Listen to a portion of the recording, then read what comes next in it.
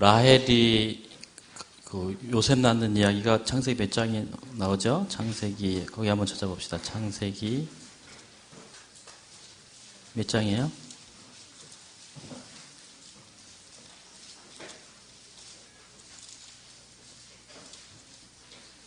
몇 장이요? 25장? 아, 35장. 예. 35장. 35장 있어요? 요셉 낳는데, 요셉. 30장. 30장. 35장은 베냐민 낳는 데죠? 예. 30장입니까? 예. 그래서 우리 배웠잖아요. 라헬하고 레아하고, 그죠? 야곱 한 남자 놓고 사랑 싸움하고 질투하고 시기해서 막 경쟁하면서 낳았죠? 물론 그런 마음이 있을 수 있겠죠. 근데 하나님께서는 그 룻기서 4장 11절에 보니까 뭐라고 하셨대요? 이스라엘에 뭘 세웠다? 집을 세워서 이스라엘 나라의 기초를 놓고 그들의 아들을 통해서 12지파를 이뤄가실 하나님의 나라의 계획을 이뤄가시는 과정으로 이렇게 말씀하셨고, 그래서 결혼식 할 때, 그죠? 예. 그래서 그 이스라엘 유대인들은 이제 안식일이 되는 저녁 시간이 되면은요, 그 어머니가 이제 촛불 킨 다음에 자녀들 이렇게 축복하는 시간이 있어요. 아버지가 아들에게 또 어머니가 딸들에게 축복하는데, 딸들한테는 뭐라고 하냐면 4명을 이름을 대고 축복을 해줘요. 4명, 여자 4명. 누굴까요? 레아, 라헬, 그 위에 또 여자들, 리브가, 사라. 이 4명의 이름으로 여자를 축복해줍니다. 남자들은 에브라임과 므낫세처럼 하면서 축복을 해줘요. 근데 여기 라헬이 얼굴이 예뻤겠죠, 그죠? 얼굴이 예뻤겠죠. 날씬했을까요? 그러면 건강했을까요? 예? 여러분, 예쁜데 건강하지 않은 여자하고 예쁘진 않은데 건강한 여자하고 우리 남자들은 어떤 어떤 여청년하고 사귀고 싶어요? 어떤 여자하고 결혼하고 싶어요? 라헬은 예쁜데 뭐요?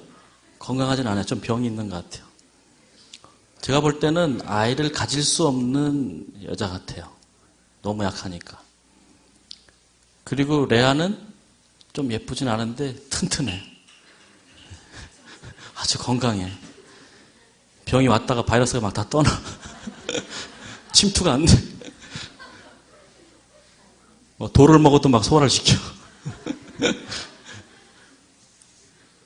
근데 남자들의 이상형이 레아의 건강과 라헬의 미모를 갖춘 여자를 찾죠. 있을까요, 없을까요? 다 시집 갔어요. 있는데 다 시집 갔어.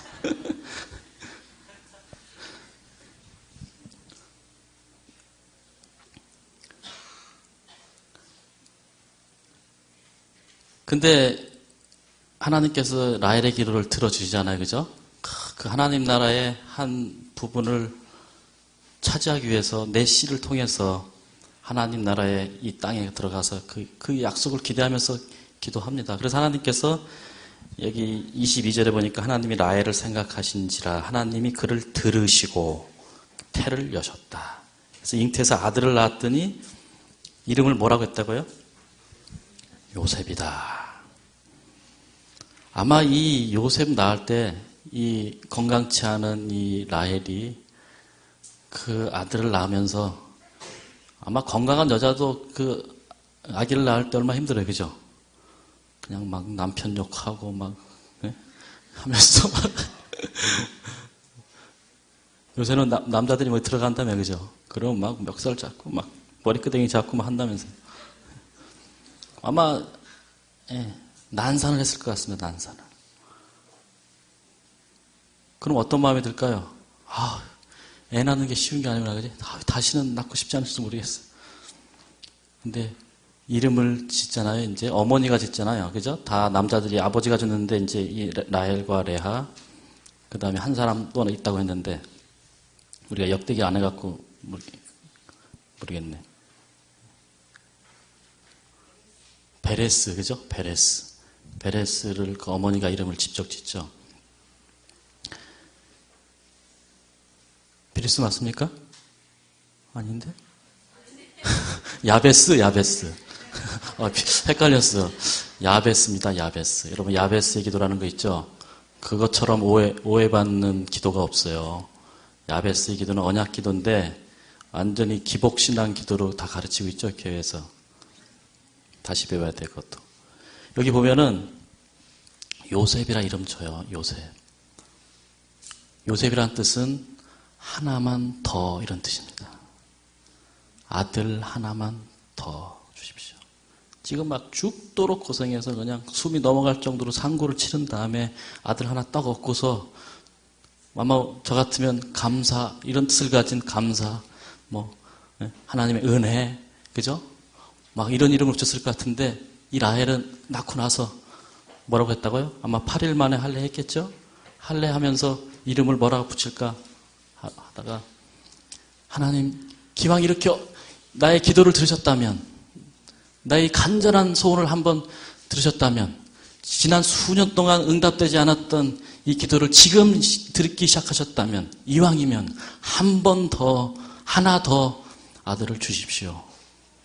저는 오늘 이 자리에 모인 우리 통독 캠프 우리 참석자들 특별히 청년들 우리가 이번 캠프를 통해서 우리에게 주신 하나님의 은혜와 하나님의 사랑을 마음속에 정말 조금이라도 빗방울이 한 방울 여러분 마음속에 하나님의 은혜의 성령의 빗방울이 뚝 떨어졌다면 그걸 조금이라도 느끼셨다면 라헬처럼 목숨을 걸고 간절한 마음으로 하나님 이왕 주시려면 조금 더 주십시오. 하나만 더 주십시오.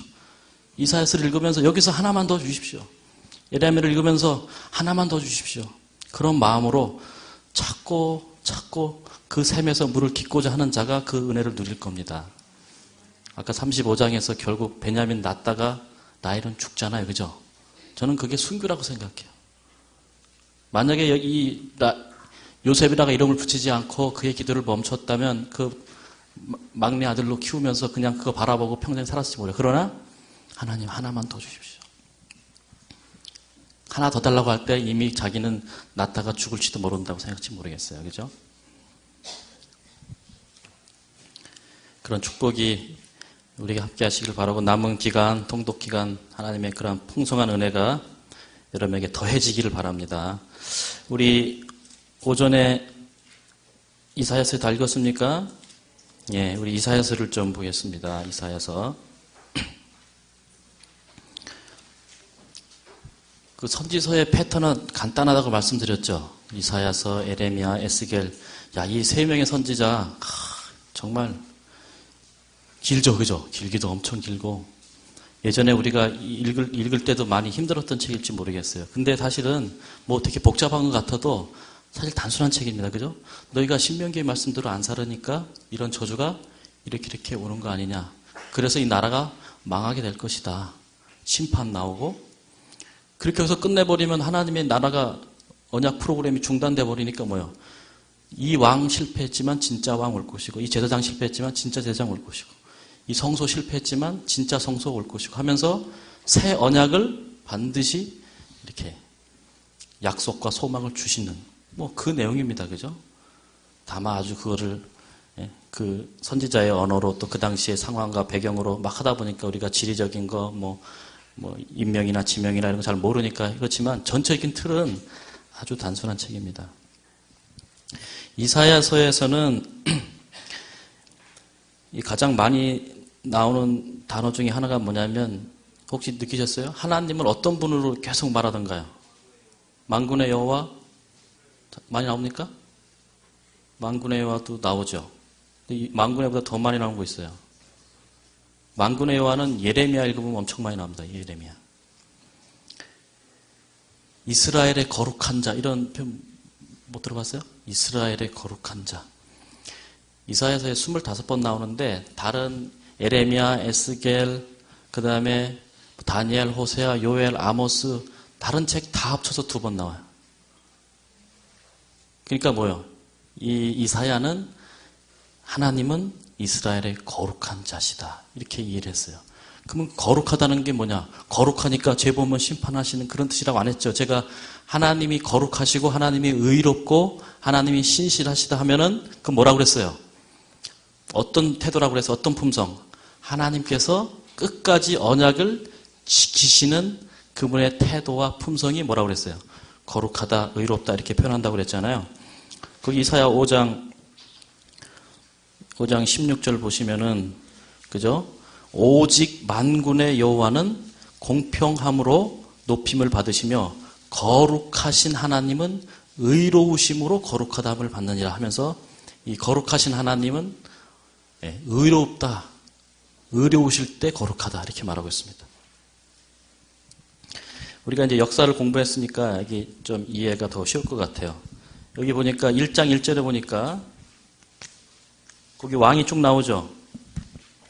몇 명의 왕이 나옵니까? 이사야 시대에 이 우시야, 요담, 아하스, 히스기야. 어떻게 묶어야 돼요? 우리가 공부한 대로면 세트를 이렇게 묶으면 맞습니까? 맞아요? 이거 이제 딱 표시만 해도 딱 보여야 돼, 그죠? 생각납니까? 요 시대입니다, 요 시대. 요거만 딱 해도 알겠죠, 이제. 아, 이제 이 시대구나. 보시고. 이사야 1장을 보시면은 아마 신명기 28장을 제가 여러 번 그 단어를 동그라미 치면서 한번 생각해 보라고 했는데 그걸 읽으신 분들은 단어가 이게 비슷한 것들이 막 나오는 걸 유추할 수 있을 거예요. 근데 이사야 1장에 보니까 뭐라고 하냐면 여러분 하나님이 우리 여기 1년을 그래도 연초에 성경을 읽겠다고 여기 와 계신 이 집회에 와 계신 여러분을 보면은 마음이 좀 흐뭇하실까요?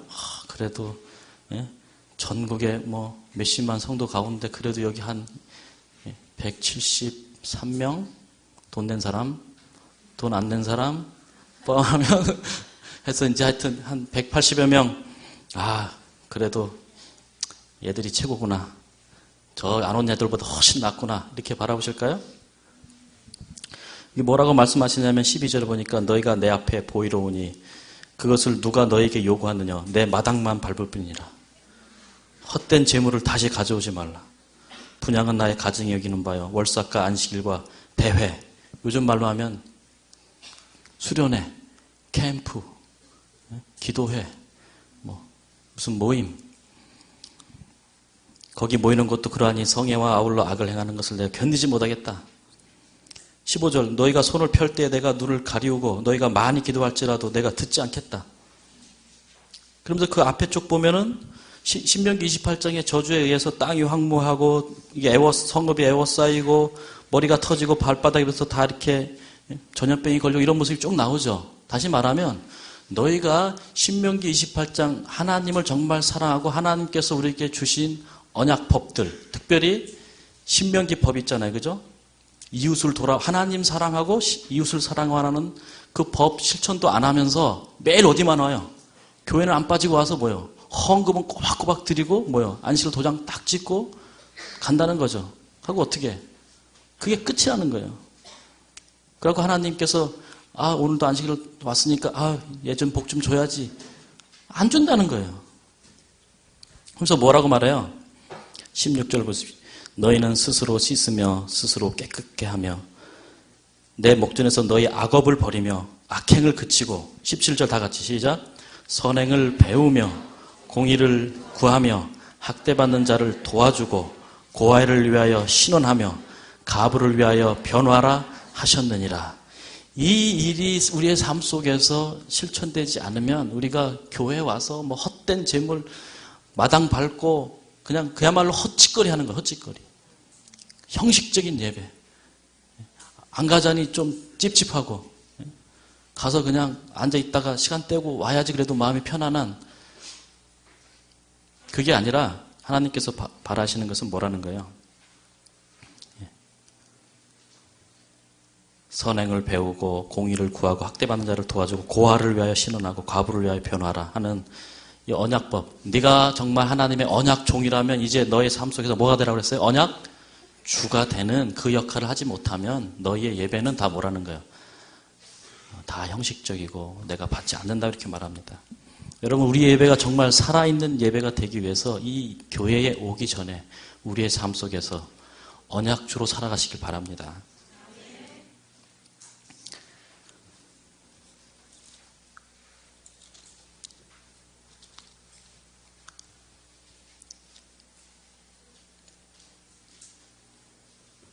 거의 좀 넘기셔갖고요. 몇 장을 보시냐면 이사야 2장을 보세요. 2장을 보시면 산과 평지 이야기는 시간이 없어서 잘 설명했는데 하여튼 대충 제가 말씀드렸죠. 하나님의 백성들, 언약 백성이 사는 장소 혹은 언약 백성을 표상하는 이 이미지는 어디라고 그랬어요? 산이라고 그랬고 언약을 거부하고 떠나간 사람들은 평지에 모이는 이미지로 이렇게 됐다고 그랬어요. 그래서 2장 여기 2절에 보니까 말일, 마지막 때라는 거죠. 말세해, 말일에 여호와의 전의 산이 모든 산 꼭대기 위에 설 것이요 모든 작은 산 위에 뛰어나리니 만방이 그리로 모여들 것이라. 많은 백성이 가며 이르기를 오라. 우리가 어디에 올라가자고 그래요? 여호와의 산에 올라가자. 그러니까 여기 뭐가 있다는 거예요? 여호와의 전이 여기 있다고 그러죠. 여기 보니까 여호와의 집, 성전이 있다고 그러는 거예요. 이 산에 여호와의 전이 있어요. 그러면서 다 이 산에 올라가자. 그죠? 많은 백성, 만방이. 그러니까 이스라엘 사람뿐만 아니라 누구도요. 온 세상 사람들이 다 이 산에 올라가는 이 그림을 보여주고 있어요. 근데 왜 올라가나 봤더니 그 도로 우리에게 가르치실 것이라 우리가 그 길로 해내. 여기 보니까 길이 있다라는 거죠. 길이. 산으로 딱 산에 길이 있고 이는 율법이 시온에서부터 나올 것이. 이 산 이름을 보니까 무슨 산이라는 거예요? 시온산이고 여기 하나님의 전이 있고 그 다음에 여기도 뭐 길도 있고 율법이 시온에서부터 나올 것이요. 여기 보니까 이 안에 또 뭐가 들어있어요? 율법이 들어있습니다. 여호와의 말씀이 시온에서부터 나올 것임이니라 하는 이 그림이 여기 나옵니다. 이거랑 비슷한 그림이 어디에 또 나오냐면 같은 이사야서의 56장을 한번 보시겠습니다. 56장 7절에 보면은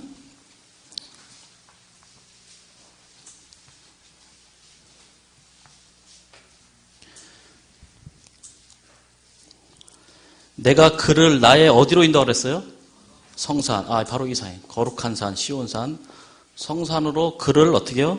인도하여 기도하는 내 집에서 그들을 기쁘게 할 것이며 그들의 번제와 희생은 그러면서 여기 번제 여기 보니까 내 집이 나오죠. 집이 나옵니다. 하나님의 집이 나오고 번제를 드린다고 하고 희생도 드리고 나의 단에서 기꺼이 받게 되리니 내 집은 뭐가 된다고 그랬습니까? 만민이 기도하는 집. 그러니까 이스라엘 사람뿐만 아니라 온 이방인들이 다 이제 이곳으로 모이는 이런 그림이 여기 나옵니다. 누구를요? 내가 그를 인도하겠다. 그를. 그럼 이 그가 도대체 누구인가를 설명해 주는 게 그 앞에 나옵니다. 한번 보겠습니다. 56장 2절을 보시면 안식일을 지켜 더럽히지 아니하며 그 손을 금하여 모든 악을 행치 아니하여 하나니 이같이 행하는 사람 이같이 굳게 잡는 인생은 복이 있느니라 하면서 이 사람들의 특징 마지막 언약 백성을 이룰 하나님 나라를 이루어갈 이 산에 사는 시온산에 거할 사람들의 모습의 특징 중에 하나가 뭐라고 했어요? 여기 보니까 안식일을 지키는데 그냥 지키는 게 아니라 이같이 굳게 잡으라고 그랬어요. 그 다음에 또 누가 나옵니까? 이 3절 여호와께 연합한 이방인들. 보니까 이 안식일을 지킨 사람들은 이미 이스라엘 백성들은 안식일 다 지키고 있죠. 그죠? 봤더니 안식일을 지키는 이방인들이었습니다. 그죠? 이방인들. 여호와께 연합한 이방인은 여호와께서 나를 그 백성 중에서 반드시 갈라내시리라. 말하지 말며 고자도 나는 마른 나무라 말하지 말라. 또 여기 누가 나와 보니까 고자. 고자가 누구예요? 고자. 남자 구실을 못하는 사람이죠. 그죠? 예. 왜냐하면 성경의 관점으로 보면 고자는 참 축복받지 못한 사람입니다. 왜? 태어나면 이제 할례를 주고 할례를 받은 다음에 언약 백성으로서 이제 결혼하고 자녀를 낳아서 언약 백성을 증가시키고 이게 다 하나님의 축복의 한 부분들인데 고자는 뭐예요? 예? 결혼 뭐 할 수도 있겠고 못 할 수도 있겠지만 해도 또 뭐가 없을까요? 자녀를 못 낳을 수도 있고. 그래서 그 신명기 23장에 보면 총회에 들어올 수 있는 사람들 명단이 쭉 있는데 고자는 들어올 수 없었어요. 못 들어오게 했어요. 그죠? 신랑이 상한 자는 들어오지 못하라고 하잖아요. 그래서 쉽게 말하면 하나님의 언약 백성 안에 못 들어오는 사람들이었습니다. 그 다음에 구약시대에는 당연히 하나님 나라가 이스라엘을 통해서 언약을 유지시키고 율법을 보관하셨기 때문에 이스라엘 백성들이 언약 백성으로 되어 있죠. 그런데 여기 보니까 이방인 중에서 정말 안식일을 깨닫고 안식일로 돌아오는 사람들, 그죠? 이스라엘 백성들 가운데서도 나는 총회에 못 들어가고 이 언약 백성 안에 들어가지 못하는 이 모든 사람들도 여전히 뭐하면 안식일을 통해서 하나님과 언약을 새롭게 이루면 어떻게 된다는 거예요? 5절. 내가 내 집에서 내 성 안에서 자녀보다 나은 기념물과 이름을 주겠다. 영영한 이름을 주어 끊지 않게 하면서 새로운 이름, 새 이름을 주시는 것을 볼 수가 있습니다. 이름. 6절. 또 나 여호와에게 연합하여 섬기며 나 여호와의 이름을 사랑하며 나의 종이 되며 하면서 또 종이 되라고 해서 종. 우리 언약종이라는 거 배웠어요. 종이 되며 안식일을 지켜 더럽히지 아니하며 나의 언약을 굳게 지키는 이방인마다 어디로 데려가서요? 성산으로 데려가서 함께 예배드리고 그들의 기도를 들어주시고 그들을 하나님 나라의 일원으로 삼아주겠다는 약속이 있습니다. 그죠? 여러분 우리는 사실은 다 이방인들 아닙니까? 우리 피 가운데 다윗의 피가 한 방울이라도 흐릅니까? 12지파의 피가 한 방울이라도 안 흐르죠. 그죠?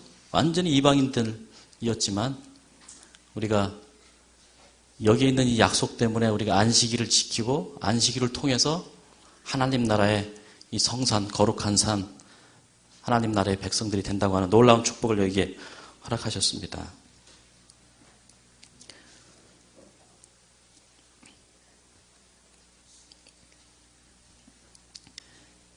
여기 보니까 이방인들이 있는데 이사야서를 좀 자세히 읽어보시면 뭐 이사야서뿐만 아니라 그 이사야, 에스겔 이 선지서를 쭉 읽다 보면 이스라엘만 심판하는 게 아니라 뭐 온갖 나라를 다 심판하죠. 다 심판하시면서도 뭐라고 하냐면 그런데 그 중에서 남은 자는 돌아오겠다. 이런 말 들어봤어요? 에돔과 모압과 암몬과 다 막 심판하잖아요. 그죠? 그러면서도 뭐라고 그래요? 예를 들어서 다니엘 보세요. 다니엘 9장입니까? 다니엘 11장.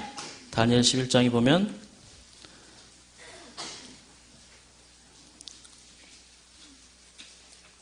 누가 나와요? 41절.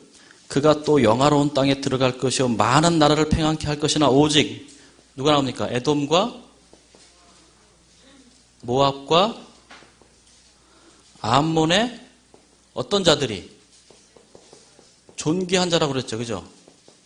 존귀한 자들은 그 손에서 벗어나리라 하면서 마지막 때에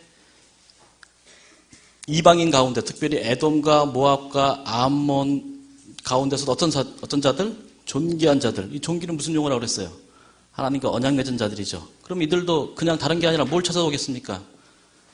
이 안식일을 찾아서 이 안으로 들어오겠죠. 그죠? 사실 지금 보세요. 근데 지금 이런 나라들이 있습니까? 없죠. 지금 현재는 다 망했죠. 그죠? 그러나 분명히 예언을 통해서 마지막 때 이런 사람들이 오겠다고 했잖아요. 그렇기 때문에 실제 나라는 아니지만 이들의 모습으로 표상된 어떤 세력, 어떤 단체, 어떤 종교 뭐 다 되겠죠. 그죠? 이 사람들의 공통점을 보면 뭡니까? 어떤 특징이 있어요? 이게 누구의 후손입니까? 에서 이 둘은 롯. 그죠? 맞죠? 롯. 그래갖고 여기 아브라함의 친척이고 여기는 누구예요? 야곱의 쌍둥이 형제고. 자세히 보니까 정통 언약 백성은 아닌데 거기서 약간 떨어져 나간, 그죠? 그 곁에 있는 어떤 모습을 볼 수가 있어요. 그러니까 저희 개인적으로는 이 제7일 안식일 예수 재림교회가 하나님의 언약을 구약시대로부터 신약으로부터 이어받은 남은 교회, 그래서 안식일을 수호하고 하나님의 법을 지키고 있는 교회이고, 이 교회를 통해서 마지막에 약속된 온 이방인들이 안식일을 깨닫고 이 교회 안으로 들어올 때 특별히 어떤 무리들? 이런 무리들이 있을 것인데, 정통 하나님의 그 남은 교회의 모습은 아니지만 여기서 약간 어떻게 해요? 비슷한. 그래서 저는 개인적으로 이 에돔과 모압과 암몬이 개신교회 내지는 천주교회. 사실 개신교랑 우리랑 뭐 천주교랑 다 하나님 믿고, 그죠? 다 교회 다니고 뭐 다 사랑하라고 그러고 뭐 그게 그거 다 성경도 보니까 뭐 똑같은 것 같고. 하지만 뭐가 달라요? 하나님의 이 언약 백성은 뭘 가지고 있어요? 율법과 안식일을 가지고 있어야 되거든요. 그래서 이걸 깨닫고 큰 한 무리를 이루게 될 것입니다. 그러므로 저는 하나님께서 제7일 안식일 예수 재림 교회를 구원하실 일은 없어요. 그죠? 그리고 이 교회 말고 다른 교회를 멸망시킬 일도 없어요. 다만 우리에게 주신 사명은 뭐냐면 우리를 통해서 뭐예요? 바벨론에 있는 자들을 어떻게 불러냅니다. 그죠? 내 백성 거기서 나오라. 계시록 18장 4절에 있는 대로 나와서 하나의 큰 무리를 이루어서 어디로 가는 겁니까? 하나님의 나라를 완성하기 위해서 나가는 것이죠. 그것이 우리의 숙명이고 우리의 사명입니다. 그 다음에 이사야서를 읽다 보면 두 나라가 이 나라 말고 두 나라가 돌아온다고 또 말하고 있어요. 혹시 기억나십니까? 몇 장 읽었는지? 애굽과 또 어떤 나라예요? 이사야 19장 보세요. 19장. 이사야 아직 안 읽었습니까? 읽었어요. 읽었는데 하긴 이게 66장까지 있어갖고 여기 있는지 저기 있는지 그죠? 헷갈리죠? 그걸 다 알면 이사야지. 내가. 이사야한테 물어봐도 모를걸? 알겠어요? 어떨 때는 오바다가 부러워. 그죠?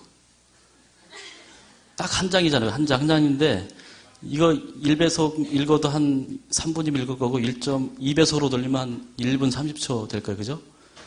1분 30초 외치고 선지자 된 사람이요. 여기 이사야랑 예레미야는 이거 그죠? 어쨌든 19장에 보면 애굽에 관한 경고를 하면서 애굽 사람들이 나옵니다. 19장 16절에 보면 그 날에 역시 아까 이사야에서 여기 나왔던 말세라고 했죠. 그 날에 마지막 때 어떤 일이 있을 것인가? 18절. 그날에 애굽 땅에 가나안 방언을 말하며 만군의 여호와를 가리켜 맹세하는 5 성읍이 있을 것이며 하면서 애굽 땅에 이제 이스라엘 말고 이 밑에 큰 애굽 세력이 있죠. 그죠? 애굽 나라가 있는데 이집트. 이 중에서 어떤 사람이 있다고 그래요? 가나안 방언. 다시 말하면 히브리어를 하는 유대 사람처럼 말하는 사람도 있더래요. 근데 여러분 말이라고 하는 것은 하루아침에 배워집니까? 우리가 초등학교 때부터 지금까지 영어를 그렇게 해도 어떤 것 돼야 안 돼? 안 되죠. 이 말은 뭐냐면 이 애굽 안에 가나안 방언들을 하는 사람이 있다는 거예요.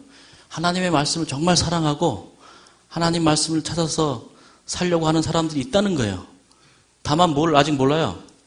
언약을 모르고 안식일과 율법을 몰라서 아직 거기에 머물러 있을 뿐인데 마지막 때 어떤 일이 있을 것인가? 방언을 말하며 만군의 여호와를 가리켜 맹세하는, 이거 맹세 건다고 그랬어요. 하나님과 언약 맺을 때 맹세하잖아요. 그죠? 5 성읍이 있을 것이다. 그 하나를 장망성이라 하리라. 그리고 19절 그 날의 애굽 땅 중앙에는 여호와를 위하여 제단이 있겠고 그 변경에는 여호와를 위하여 기둥이 있고, 다 많이 본 단어 아닙니까? 그죠? 제단, 기둥, 맹세. 20절 이것이 애굽 땅에서 만군의 여호와를 위하여 표적과 증거가 되리니 이는 그들이 그 압박하는 자의 연고로 여호와께서 부르짖겠고 여호와께서 한 구원자를 보호자를 보내사 그들을 어떻게 한다고 그랬어요? 건지실 것이라. 22절 여호와께서 애굽을 치실 것이라도 치시는 거로 고치실 것인 거로 그들이 여호와께로 어떻게 해요? 돌아올 것이라. 여호와께서 그 간구함을 들으시고 그를 고쳐주시리라. 제 개인적으로는 애굽은 하나님 전혀 안 믿는 나라죠. 그죠? 여기는 이스라엘의 형제 나라들로서 이스라엘과 비슷한 혈통, 비슷한 계통이지만 여기는 전혀 다른. 그래서 제 개인적으로는 아마 이것은 기독교는 아닌 것 같고 전혀 다른 종교이거나, 그죠? 전혀 다른 어떤 그곳에서 하나님을 찾는, 성경은 모르지만 정말 하나님을 두려워하는 그런 사람들이 마지막 때 어떻게 해요? 엄청나게 이 마지막 무리에 들어갈 것을 보여주고 있다고 생각합니다. 23절에도 보시면 그날의 애굽에서 아수르로 통하는 대로가 있어요. 보니까 이 중간에 이렇게 이스라엘 거쳐갖고 저 아수르는 저 꼭대기 있는데 아수르로 막 길이 뻥 뚫렸어요. 그죠? 아까 여기 길 얘기했잖아요. 길이 뻥 뚫려갖고 말이죠. 보통 길이 아니라 엄청난 대로가 열렸다고 그랬어요. 그래서 아수르 사람은 애굽으로 가겠고 애굽 사람은 아수르로 갑니다. 중간에 뭐가 있어요? 이스라엘이시죠. 왔다 갔다 하면서 24절 그날에 이스라엘이 애굽과 아수르로 더불어 셋이 세계 중에 뭐가 된다고 했어요? 복이 되리니. 그러니까 결국 하나님 나라는 하나님이 전 세계 60억 인구 가운데서 제7일 안식일 예수 재림 교회만 사랑하여서 이를 구원하는 것이 아니라 우리를 통해서 어떻게 해요? 준비된 남은 백성들을 셀 수 없는 무리들을 이끄셔서 하나님 나라를 이루신다고 하는 약속입니다. 이게 바로 새 언약의 내용 가운데 하나잖아요. 그죠?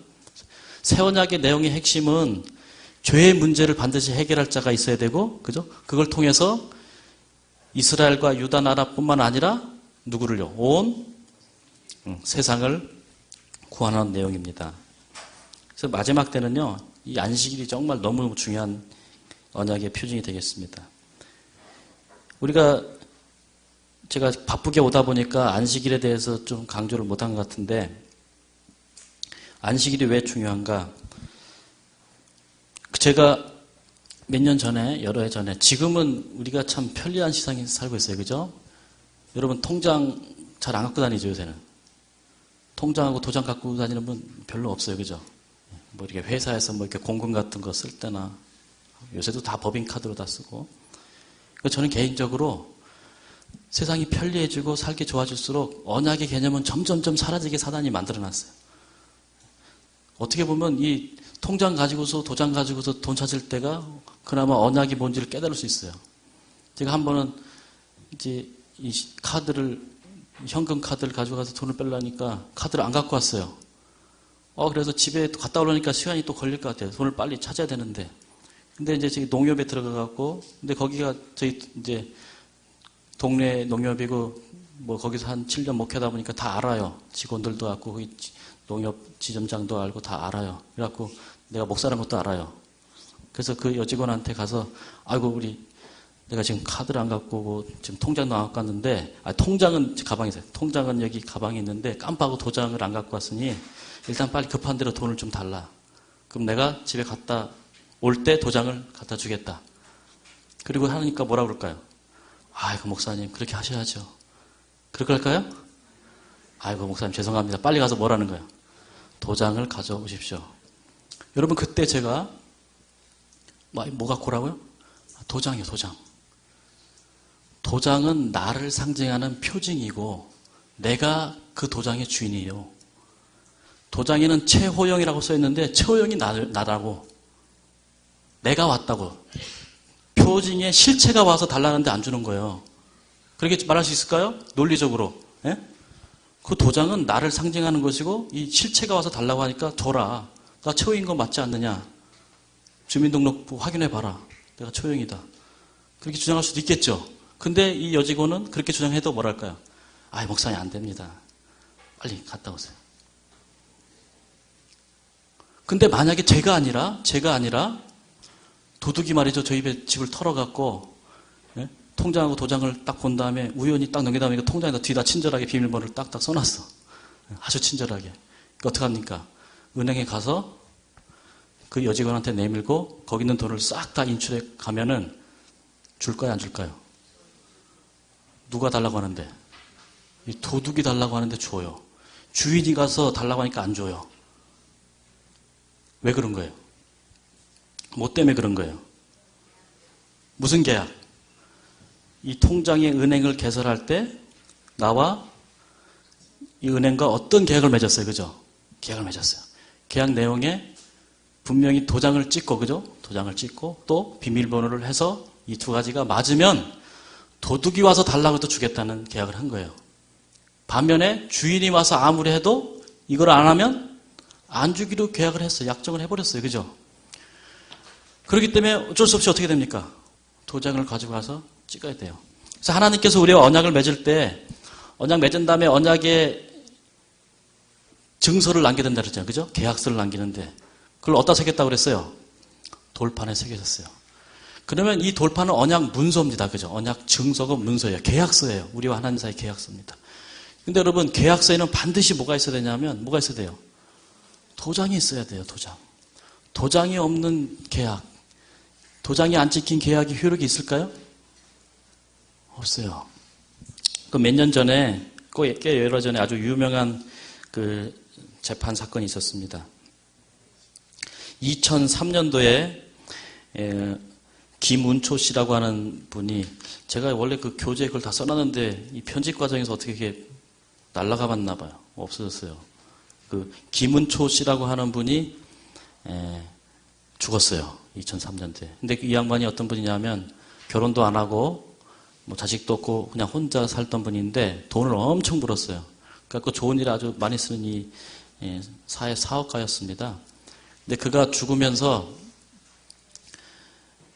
죽기 전 한 7년 전에 97년인가요? 한 몇 년, 한 6년 전에 뭘 했냐면 유서를 하나 써놨어요. 유서. 거기다 뭐라고 했냐면 내가 본인의 요고시에 내 전 재산을 사회발전기금으로 연세대학교에 전액 기부합니다. 라고 썼어요. 그게 1997년 뭐 몇 월 며칠 쓰고 주소 뭐 서울시 어디 쓰고 자기 이름하고 김운초 자필로 썼어요.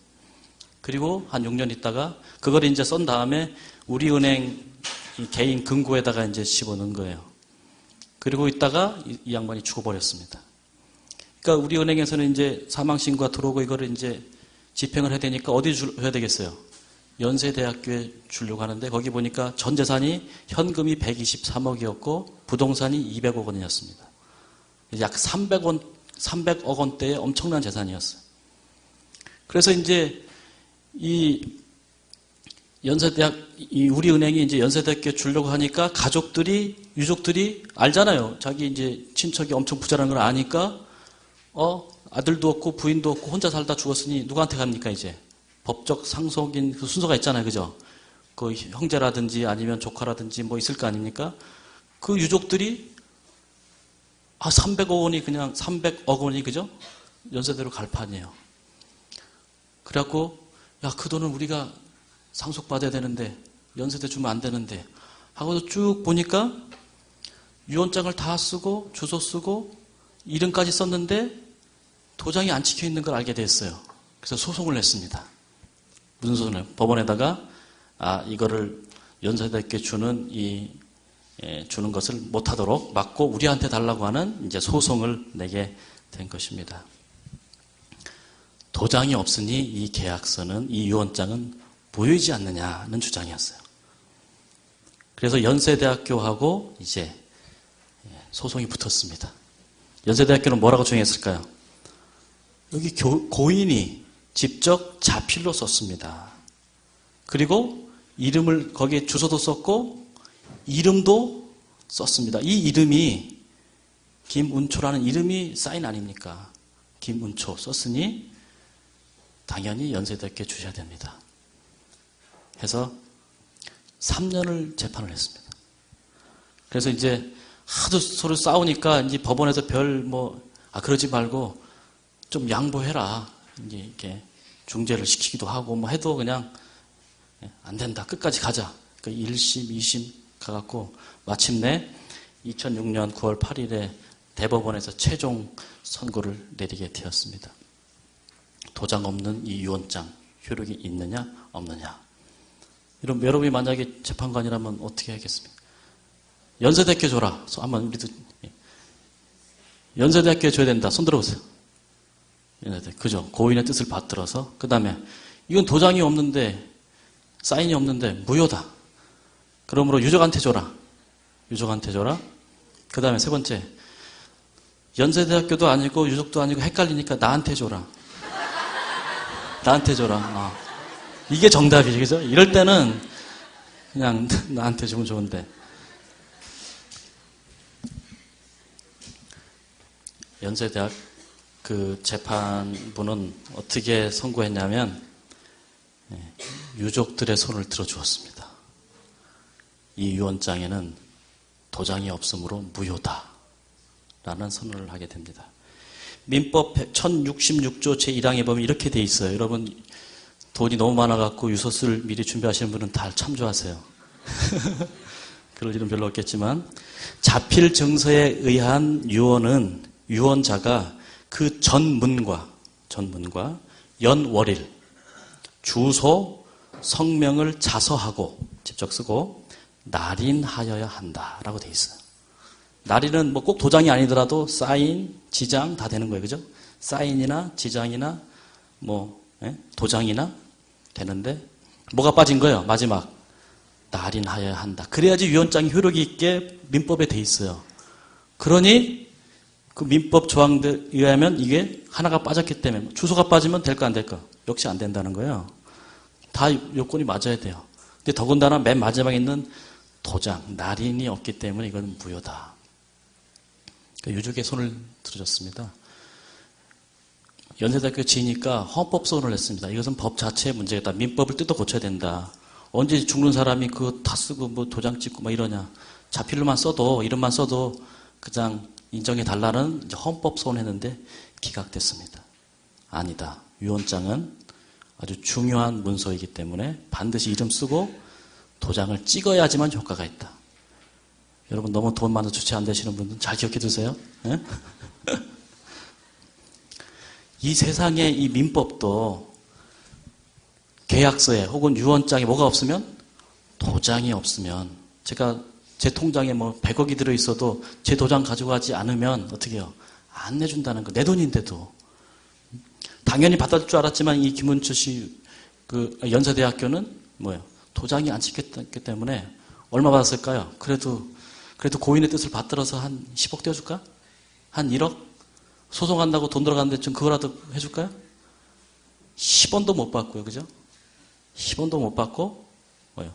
소송 위반 날린 거죠. 그죠? 마음만 상하고. 언약의 표징의 핵심은 뭐냐면 언약의 표징이 있고 없고는 전무 아니면 전부예요. 언약의 표징이 도장은 있으면 전부가 돼버리는 것이고 없으면 뭐예요? 전부가 되는 거예요. 근데 여러분 하나님께서 분명히 출애굽기여기 31장입니까? 하나님께서 시내산에서 언약을 세우시면서 십계명을 계약서로 주시고 도장을 거기에 찍으셨습니까? 쉽게 돌판에 도장 찍힌 거 봤어요? 없죠. 그러나 하나님께서는 이 언약의 도장, 이 계약의 도장을 뭐 우리가 말하는 뭐 하나님께서 손으로 쓰시도 않고 그렇다고 뭐 도장을 찍은 것이 아니라 넷째 계명 자체에다가 그걸 두셨다고 하는 것입니다. 31장입니까? 31장 15절부터 보시면 엿새 동안은 일할 것이나 제7일은 큰 안식일이니 여호와께 거룩한 것이라. 무릇 안식일에 일하는 자는 반드시 죽일지니라 하면서 이같이 이스라엘 자손이 안식일을 지켜서 그것으로 대대로 영원한 뭘 삼아요? 언약을 삼을 것이니 이는 나와 이스라엘 자손 사이에 영원한 표징이며 영원한 표징, 도장, 사인, 영어로 말하면 사인입니다. 사인. 나 여호와가 엿새 동안에 천지를 창조하고 제7일에 쉬어 평안하였음이니라. 그래서 여러분 저는 하나님께서 안식일을 언약의 표징으로 삼은 것이 정말 하나님답다는 생각을 해요. 생각해 보세요. 만약에 이 언약의 돌판을 주신 다음에 안식일이 아니라 여러분이 다른 것으로 언약의 표징을 삼다면 뭘로 하겠어요? 만약에 안식일이 아니라 어떤 지역으로 한다. 그 지역에 가서 있으면은 언약의 표징이 된다면 어떻게 될까요? 이 전 세계 60억이 있는데 그 언약의 표징 찾으려고 그죠? 어느 한 지역이 다 몰려야 될 것입니다. 그죠? 그 지역이 아니라 어떤 물건이라면 이런 물건을 가지고 있어야지 이 언약의 표징을 하면 그죠? 근데 하나님께서 이 언약의 표징을 시간 속에 걸어두신 것은 이것은 돈이 있는 사람이나 없는 사람이나 뭐 미국에 있는 사람이나 여기 한국에 있는 사람이나 전 세계 어디 있는 사람이나 시간은 공평하고 평등하죠. 그죠? 가난한 자나 부한 자나 남자나 여자나 뭐 배운 자나 못 배운 자나 공평하기 때문에 그리고 이것은 누구도 파기할 수가 없어요. 왜? 어디에 걸려 있으니까. 시간 속에 두셨기 때문에 누구도 이걸 혼자 독차지할 수도 없고 누구 혼자 뭐 깨트려 없앨 수도 없고, 그죠? 그렇기 때문에 이 안식일이 태초부터 영원토록, 그죠? 영원토록 지켜질 안식일을 말하고 있습니다. 여러분 생각해 보세요. 출애굽기 20장에 십계명이 나오죠? 근데 신명기에 또 나와요. 그죠? 압니까? 그죠? 나오죠? 신명기 5장에 또 나와요. 두 개가 똑같아, 달라요, 내용이. 똑같아요. 거의 똑같은데 넷째 계명의 구절이 약간 다른 데가 있어요. 그죠? 출애굽기 20장에는 뭐라고 말하냐면, 뭐라고 말해요? 너는 아무 일도 하지 말라면서 나 여호와가 여섯 동안에 뭘 만들었다? 하늘과 땅과 바다와 그 가운데 모든 것을 만들고 제7일에 쉬었다 하면서 창조를 하신 창조의 기념일로 뭘 지키라고 그래요? 안식일 지키라고 하는데 신명기 5장에 보면은 넷째 계명을 어떻게 말하고 있습니까? 창조 얘기를 안 하고 무슨 얘기를 하고 있어요? 몇 절입니까? 15절. 원래 출애굽기 20장의 그 십계명에는 15절 그 부분에 뭐가 나와야 돼요? 하늘과 땅과 바다 그 가운데 만드신 창조주 하나님을 기억하라고 나와야 되는데 여기는 뭐라고 하냐면 너는 기억하라 내가 애굽 땅 종되었던 데서 너희 하나님 여호와가 강한 손과 편팔로 너희를 거기서 인도하여 나였나니 그러므로 너희 하나님 여호와가 너를 명하여 안식일을 지키라 하셨느니라 하면서 창조의 기념일이 아니라 무슨 기념일로? 애굽 땅에서 구원해낸 구속의 기념일로 안식일을 다시 설명해 주시잖아요. 그럼 원래 보세요. 원래 애굽 땅에서 구원을 받은 날이 있어요. 그 날이 무슨 날이에요? 6월절이잖아요. 그러면은 구속의 기념일은 해방의 기념일은 6월절을 계속 지키면 되는 건데 하나님께서는 6월절을 지키게 해주시지만 그거는 1년에 몇 번 온다는 거예요. 한 번 오죠. 그래서 하나님께서는 이미 언약의 표징으로 삼으신 그 안식일 위에다가 창조의 기념이라고 하는 표징 위에다가 또 하나를 덮어쓰게 한 것입니다. 구속의 기념일을 합쳐서. 우리가 흔히 일반 개신교에서 예수님께서 부활하셨다. 부활의 기념일이 일요일이다. 그래서 그날이 주일날이 되고 일요일로 바뀌었다 말하지만 하나님께서 창조를 하셨든 출애굽에서 구원해 나셨든 아니 이게 지금 이스라엘 나라가 망해갖고 바벨론의 포로 잡혀갔다가 다시 회복돼서 돌아와도 여전히 안식일이 뭐라는 거예요. 안식일이 언약의 표징이 되고 예수님이 무덤에 가셨다 부활하셔도 여전히 안식일이 언약의 표징이 되는 거예요.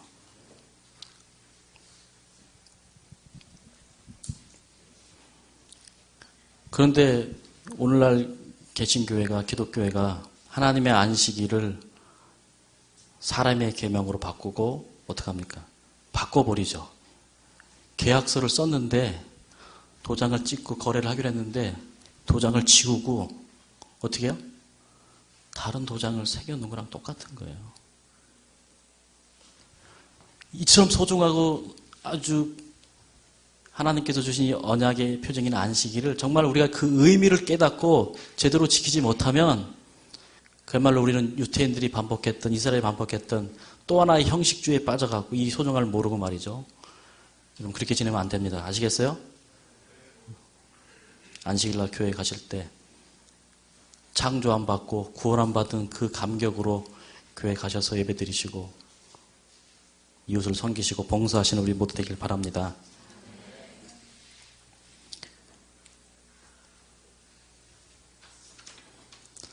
우리 10분에 시작했죠? 좀 10분만 더 하고 마치겠습니다. 이사야 5장 보겠습니다. 5장. 이사야 5장.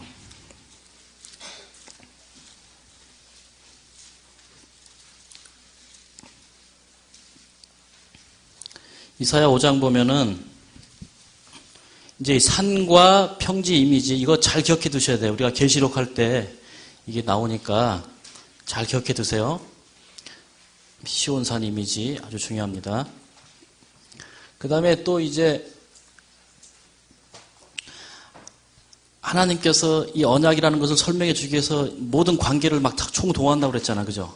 아버지와 아들, 남편과 아내, 또 뭐 있어요? 주인과 종, 왕과 신하, 친구. 이제 이런 인간관계뿐만 아니라 우리의 삶 속에 있는 어떤 것들도 비유하죠. 그래서 시편 23편 같이 목자와 양, 또 농부와 포도원 농부와 또 뭐라 한다 했어요? 뭐 포도나무 이렇게 하는데 여기 보면 이제 5장에 포도원의 노래라고 하는 이 포도원 이야기가 나옵니다. 한번 보겠어요. 내가 나의 사랑하는 자를 위하여 노래하되 나의 사랑하는 자의 포도원을 노래하리라. 나의 사랑하는 자에게 계속 사랑한다 나오죠. 이게 뭐 한다는 거예요? 이거 다 언약 용어라고 그랬습니다. 포도원이 있으며 심히 기름진 어디에 있다고 그랬어요? 예, 포도밭이 있는데 또 산에 있대. 포도밭이. 근데 이 산이 어떤 산이라고 말하고 있습니까? 심히 기름진 산이래요. 심히 기름진 산인데 거기 2절에 보니까 땅을 파서 뭘 제합니까?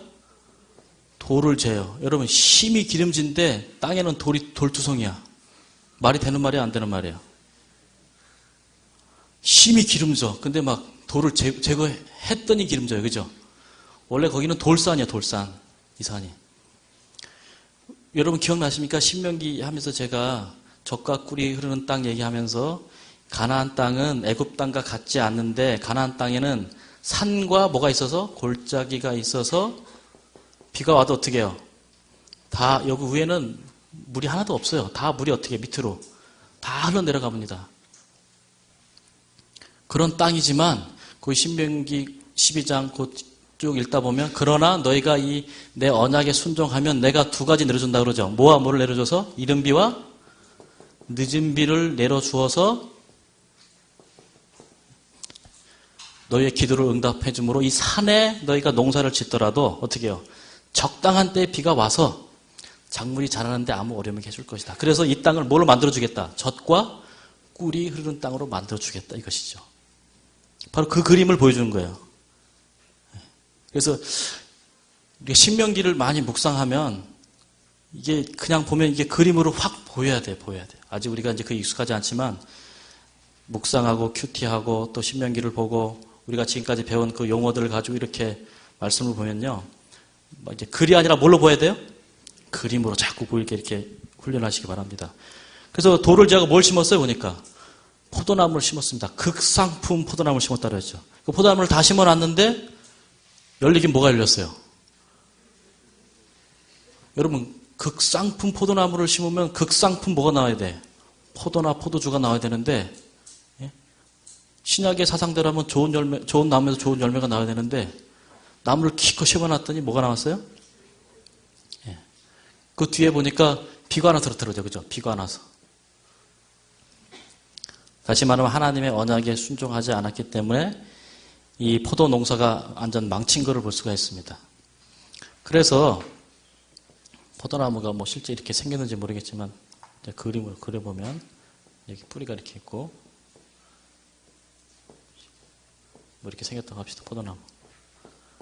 포도나무 심었는데 언약의 말씀에 순종 안 하니까 비도 안 오고 뭐 하니까 포도나무가 이제 비실비실 다 말랐겠죠. 그죠? 말르고 열매도 없고 겨우 맺었는데 짜보니까 막 쓰고 그죠? 예, 아무 뭐 맛도 없고 그런 상태가 지금 여기 보여지고 있어요. 언약의 말씀에 순종 안 하면 결국에는 마지막 저주가 뭐라고 그랬습니까? 언약의 이 하나님 나라의 씨들이 하나님의 나라의 땅에서 어떻게 해요? 쫓겨나는 거잖아요. 그래서 쫓겨나는 그림을 나무가 쫓겨나야 돼요. 그죠? 그래서 어떻게 표현했냐면 나무의 가지를 잘라요. 물론 예레미야는 이거를 자른다고 안 하고 뽑아서 어떻게 해요? 뭐니까 바벨론에 심었다가 다시 옮겨 심는 걸로 얘기하는데 이사야는 이거를 잘랐다 이렇게 표현합니다. 그래서 어떻게 해요? 이 포도나무가 밑둥이 어떻게 됐어요? 이렇게 딱 잘려져 나간 탁 쳐버린 모습. 그러니까 이스라엘 나라가 여기 위에 있는 이 가지들이 다 쫓겨나서 이 사람들 어디로 갔어요? 바벨론으로 가고 요 사람들만 남았어요. 이게 남은 자예요. 그죠? 남은 자야. 나머지 다 쫓겨나죠. 그런데 이사야 11장에 보시면 이 빼짝 마른 나무, 거의 죽어가는, 그렇지 않아도 죽어가는 나무인데, 이거 밑둥을 확 쳐버리니까, 이거 살 확률이 많습니까? 죽을 확률이 많습니까? 이런 거 잘 받았다가 나중에 딱 말라 죽으면 뽑아다 뭐 하면 돼요? 다 빼빨아 밀어갖고 만들잖아요. 이런 거. 그죠? 그 뭐 하는 사람들입니까? 그거. 하여튼. 그런 거 딱 좋죠. 그죠? 그런 상황이야. 근데 여기서 말라 죽은 줄 알았더니 11장 1절에 보니까 이새의 줄기에서 뭐가 나와요? 요 잘라진 밑둥에서 뭐가 나왔다는 거야? 한 싹이 나와요. 이렇게. 가느다란 싹이 나오더니 자라기 시작해요. 다시 자라요. 그 다음에 그 뿌리에서 한 가지가 나왔다고 그랬어요. 그죠?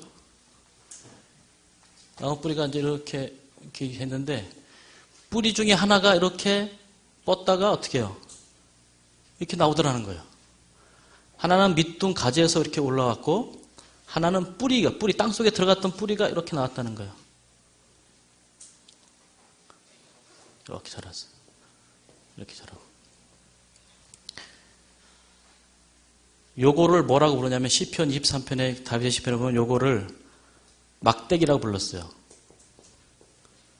요거를 지팡이라고 불렀습니다. 모양을 잘 보시면 뿌리가 땅속으로 들어가다 이렇게 휘어서 나오잖아요.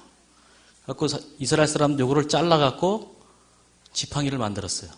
이런 모양. 이렇게. 주의 막대기와 지팡이가 나를 안하신다 할 때 그 원어를 찾아보면 여기 나오는 요 한 싹과 가지가 여기는 막대기고 여기는 지팡이로 되어 있어요.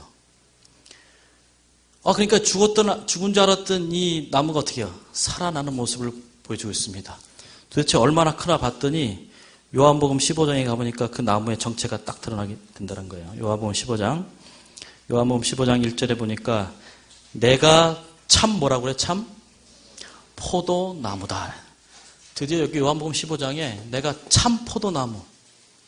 그러니까 구약에 있었던 그 포도나무는 실패했어요. 가짜 포도나무예요. 실패한 포도나무예요. 그러나 새 언약은 뭡니까?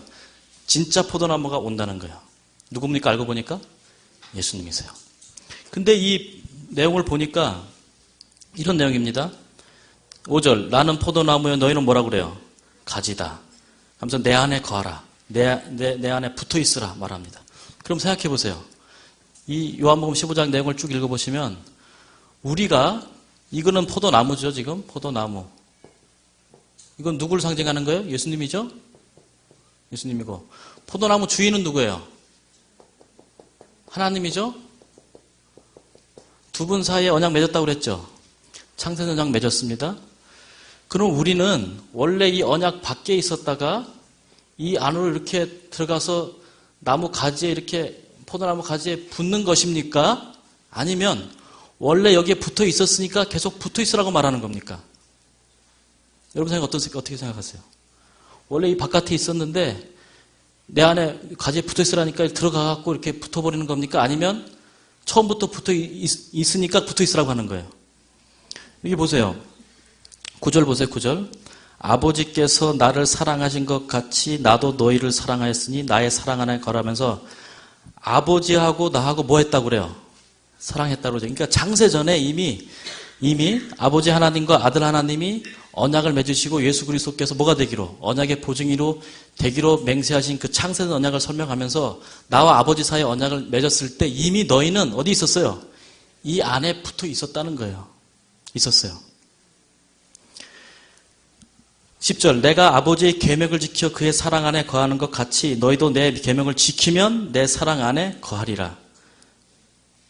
12절 내 계명은 곧 내가 너희를 사랑한 것 같이 너희도 서로 사랑을 하는 이것이니 사람이 친구를 위하여 자기 목숨을 버리면 이에서 더 큰 사랑이 없나니 하면서 이제 친구 관계로 설명하고 있죠. 너희가 나의 명하는 대로 행하면 곧 나의 친구라 하면서 친구라는 말도 이 언약의 말이에요. 그래서 우리가 잘못 생각하면은 이미 세상에 있는 모든 사람, 태어난 모든 사람은 포도나무 가지에 다 붙어 있는 사람들입니다. 이미 구원 안에 들어와 있어요. 그죠? 창세전에 그렇게 했고 십자가에서 예수님께서 딱 돌아가시고 하늘에 올라가셔서 뭐였다고 그랬어요? 아버지께 보증을 받으실 때 그리스도 안에서 온 인류는 뭐하다? 의롭다는 선언을 해버렸잖아요. 이미 이 안에 구원에 들어와 있는 것입니다. 근데 뭐예요? 그것을 깨닫지 못하고 혹은 스스로 잘라서 어떻게 해요? 떨어져 나간 거죠. 그래서 우리가 하는 일은 뭡니까? 이미 그리스도, 이 포도나무 대신 그리스도 안에 내가 붙어 있다는 사실을 확신하고, 그죠? 열매를 맺는 순종하는 삶을 살라는 것이죠. 그러나 이 포도나무에 붙어 있지 않은 것처럼 보이는 사람들도 뭐라는 거예요? 포도나무. 가지들입니다. 저 이방인들, 하나님 안 믿는 사람들도 가지고 그 사실을 가르쳐 주는 게 전도고, 선교고, 우리가 해야 될 일이라는 것이죠.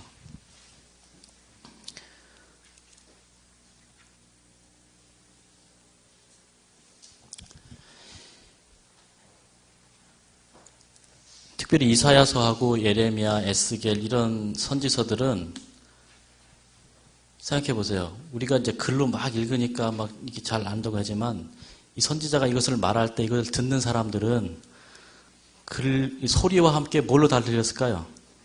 그림으로 다 보였을 것이다. 이런 얘기를 다 했을 때 그림으로 다 그리면서 그걸 이해했고 받아들이고 했을 거 아닙니까?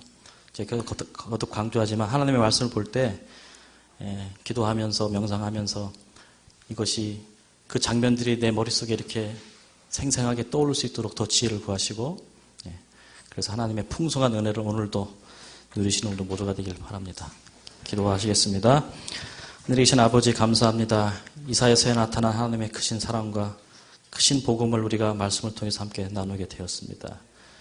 망할 수밖에 없는 나라, 밑둥을 쳐버린 이 나라를 주님께서 아끼시고 사랑하셔서 한 싹이 나게 하시고 참 포도나무를 통해서 우리를 위한 모든 구원의 계획을 완성시키고 우리를 그 안에 머물게 하시니 감사합니다. 그 받은 바 은혜를 우리가 감사하고 예수 그리스도를 우리의 친구로, 우리의 언약 파트너로, 우리의 삶의 영원한 동반자로 모시고 남은 모든 생애를 열매 맺는 삶을 살 수 있도록 축복하여 주시옵소서. 예수님의 이름으로 기도합니다.